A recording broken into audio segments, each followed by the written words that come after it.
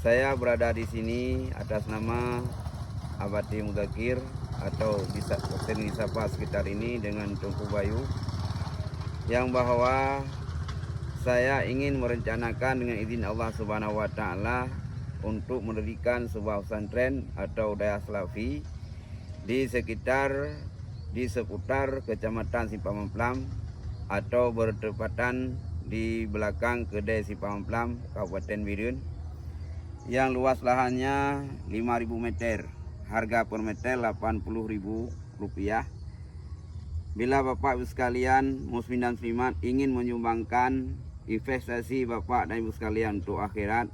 bekal Bapak Ibu sekalian untuk akhirat sampai mengalir ke liang lahat, mohon murid kami, guru kami, dan juga muslimin dan muslimat di mana Anda berada untuk menyumbangkan